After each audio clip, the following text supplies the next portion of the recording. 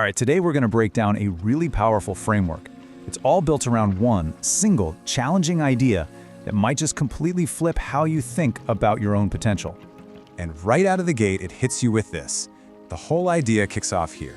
It's basically saying, hey, the reason we're stuck isn't because we don't want to be better.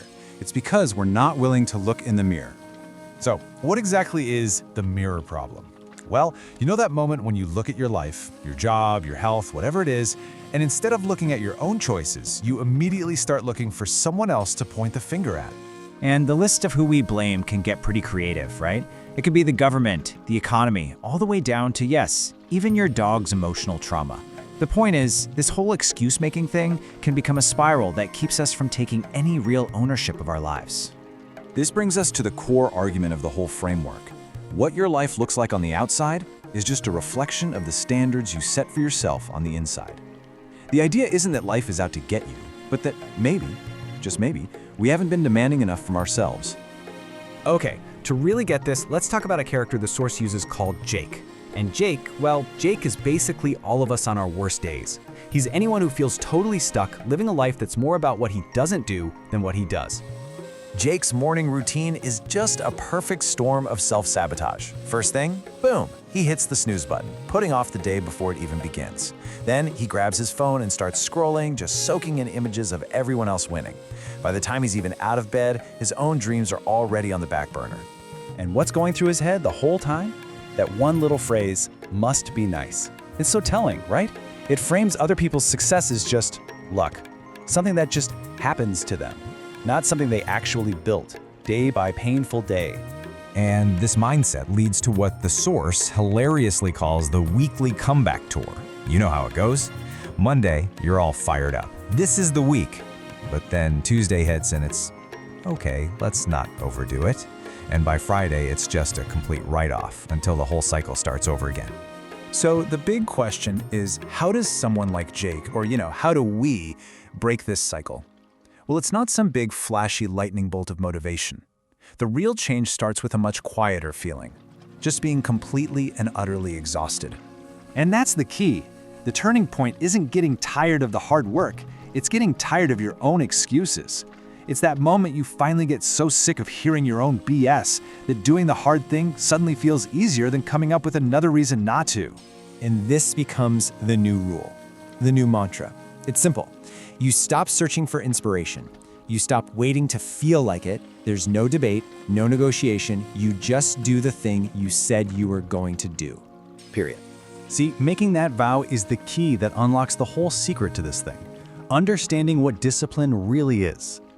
Now, when we hear the word discipline, we usually picture something really intense and loud, right? Like a drill sergeant yelling in your face. But this framework flips that on its head. It defines discipline as the quiet, boring, unglamorous work you do when nobody's watching. That's the stuff that creates the results everyone sees later. Here's a great way to think about it. Motivation is like your personal hype man. He shows up, gets you all fired up for the party, but then he's gone an hour later. Discipline, though. Discipline is the silent worker who stays behind to clean everything up and get things ready for tomorrow. One's an emotion, the other is the system. And this leads to a really crucial truth. On your worst days, and trust me, you will have them, your big goals won't save you. Your willpower will be shot. What catches you, what saves you, is a system of habits you've built. Greatness isn't one huge leap. It's the sum of 1,000 tiny, consistent steps. Okay, so let's say you do it. You commit to this quiet, boring discipline day in and day out. What actually happens? What's the payoff? Well, there's a pretty clear path from that initial resistance to seeing real results. And look, it's not going to be magic. The first few days, frankly, they're going to suck. It's just pain and boredom, and every part of you will want to quit. But if you push through, after a few weeks, something starts to shift. Your focus gets sharper. And then, a few months in, you look in the mirror, and the confidence you've built is just unrecognizable. And this, right here, this is the real prize. The whole point of discipline isn't to make life easier.